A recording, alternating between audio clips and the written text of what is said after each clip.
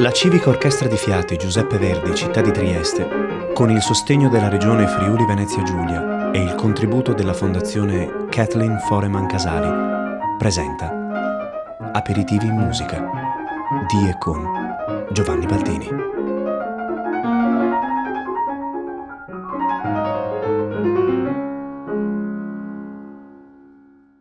Chopin è un compositore polacco che ha deciso di declinare il suo patriottismo in termini musicali, attraverso il linguaggio musicale. Abbiamo moltissimi esempi di come lui abbia voluto ricordare la sua Polonia attraverso le pagine di musica. Pensiamo a Krakowiak, pensiamo allo studio rivoluzionario, ma nello specifico oggi vogliamo parlarvi della polacca, una forma, una struttura musicale di un brano che era già nota ai musicisti già nel 600, nel 700, però Chopin modella questa forma a suo piacimento, anche portandola dentro il romanticismo. Se volessimo dare dei consigli su come ascoltare, come approcciarsi, come avvicinarsi alle polacche, abbiamo in mente due specifici dettagli. Il primo è un dettaglio ritmico, cioè quello che caratterizza solitamente la polacca. Vi faccio sentire l'incipit della polacca opera 26, numero 1, in do diesis minore.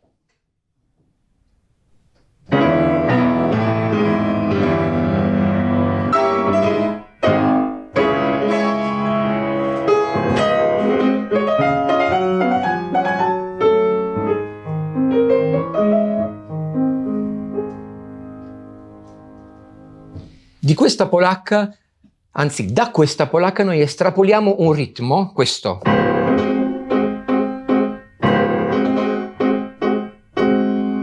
che ritroviamo anche in altri brani di Chopin.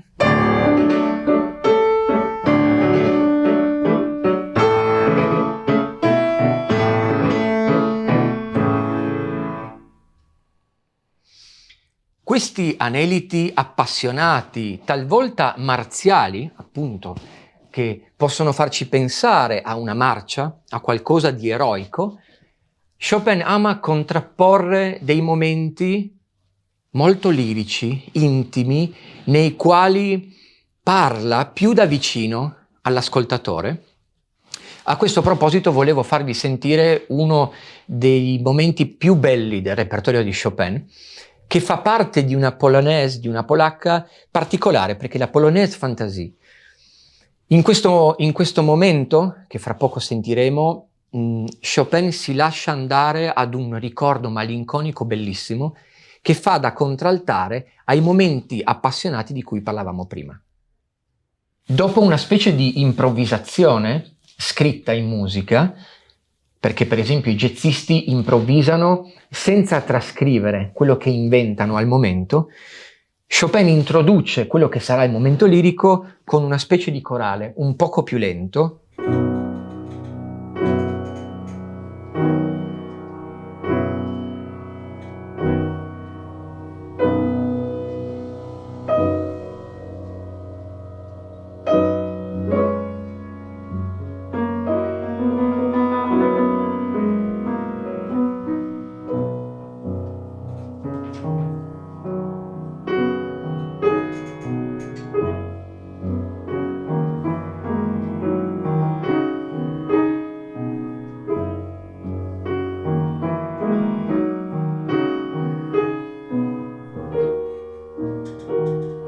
Ad un bellissimo e semplicissimo tema della mano destra,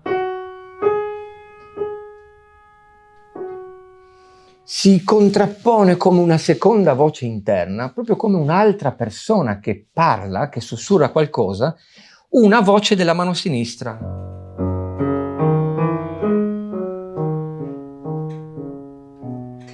L'incastro di queste due crea un piccolo capolavoro. Risentiamo ancora.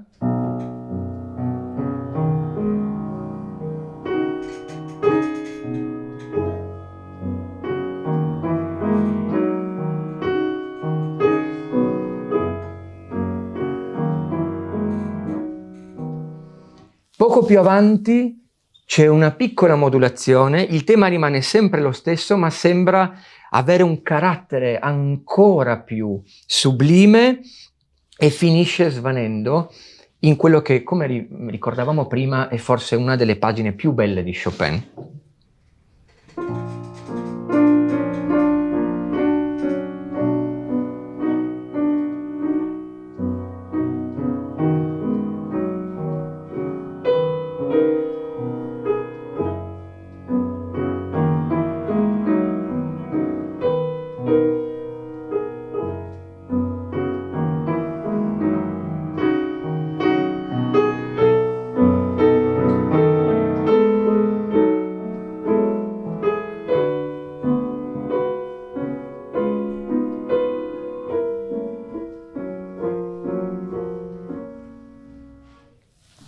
Eccetera, eccetera. E così finisce questa straordinaria confessione che Chopin ci regala.